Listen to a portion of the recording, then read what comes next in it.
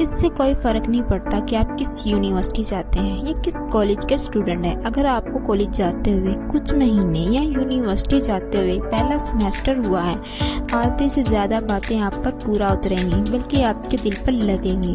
اگر آپ میرے چینل پر نئے ہیں تو پلیز میرے چینل کو سبسکرائب کریں، آئندہ آنے والی نئی ویڈیو کی اپڈیٹس آپ کو ملتی رہیں۔ اگر کالج میں کوئی بندہ آپ سے یہ پوچھے کہ پڑھائی کے بعد کیا کرنا ہے تو آپ کا دل کہتا ہے کہ ایک الٹے ہاتھ کی رکھ کے منہ پر مارو۔ اکثر آپ کو یہ سوال پسند نہیں آتا کیونکہ ابھی آپ نے خود بھی ڈیسائیڈ نہیں کیا تھا کہ آگے آپ نے کیا کرنا ہے۔ صرف 2 یا 4% اسٹوڈنٹ ہی ایسے ہوتے ہیں جنہیں پیدا ہوتے ہی پتا چل جاتا ہے کہ آگے انہوں نے کیا کرنا ہے۔ وہ سب کو بتاتے ہیں، پڑھائی کے بعد کی باتیں کرتے ہیں، وہ بڑے ہی کانفیڈنٹ نظر آتے ہیں، لیکن آپ اس قسم کے سوالات کو ٹالنے کی کوشش کرتے ہیں۔ نمبر 10، اگر کسی ٹیسٹ کے بعد آپ کے دوست آپس میں بحث کرتے ہیں کہ فلاں سوال کا جواب 90 یا 92 تھا، لیکن آپ خاموش رہتے ہیں کیونکہ آپ اسی سوال کا جواب 6 لے کر آئے ہوئے ہوتے ہیں۔ نمبر 9، آپ اکثر سوچتے ہیں کہ اگر آپ اس بکواس ڈپارٹمنٹ کی جگہ فلاں ڈپارٹمنٹ میں ہوتے تو کتنا مزہ آتا۔ نمبر 8، اکثر آپ کو موبائل استعمال کرتے ہوئے خیال آتا ہے کہ آپ نے ابھی پڑھنا بھی ہے،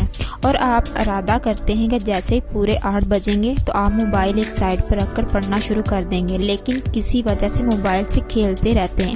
8:05 ہو جاتے تو پھر آپ سوچتے ہیں کہ 8:30 بجیں گے تو میں پڑھنا شروع کر دوں گا، پھر 9 بجے ٹارگٹ رکھتے ہیں اور اسی طرح 10 بج جاتے ہیں۔ نمبر 7، جب آپ کو پتا چلتا ہے کہ ٹیسٹ ختم ہونے میں صرف 5 منٹ باقی رہ گئے ہیں تو آپ اس طرح ٹیسٹ کرنا شروع کر دیتے ہیں جیسے ملا ہی ابھی ہو۔ نمبر 6، اگر کوئی ٹیچر آپ پر غصہ ہوتا ہے تو آپ کو بڑی ٹینشن ہوتی ہے، پھر وہی ٹیچر آپ کے دوست پر غصہ ہوتا ہے تو آپ کس قدر آرام محسوس کرتے ہیں۔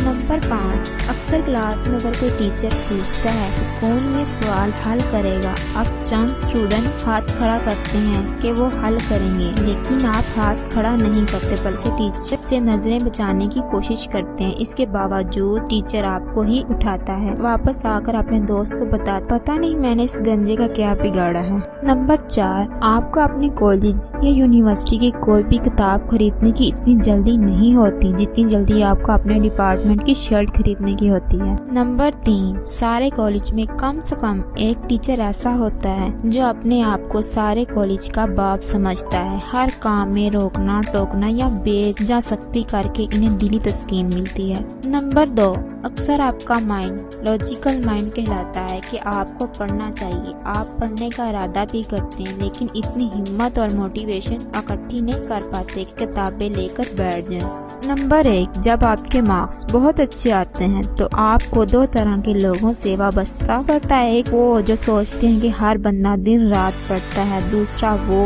جو سوچتا ہے کہ آپ کو محنت نہیں کرنی پڑی، اب ویسے ہی بہت انٹیلیجنٹ ہیں۔ اس کے علاوہ بعض لوگوں کا یہ خیال ہوتا ہے کہ آپ کو ہر سوال کا جواب آتا ہے، اور بعض سوچتے ہیں کہ آپ کو اسٹڈی کے علاوہ اور دنیا کی کسی چیز میں انٹرسٹ نہیں ہوگا۔ اور آخری بات یہ کہ اگر آپ ایک اچھے اسٹوڈنٹ ہیں تو اس ویڈیو کو اپنے فالو اسٹوڈنٹ کے ساتھ شیئر کریں گے۔ دوستو، اگر آپ کو میری ویڈیو اچھی لگی تو پلیز میرے چینل کو سبسکرائب ضرور کریں تاکہ نئی آنے والی ویڈیو آپ کو ملتی رہے۔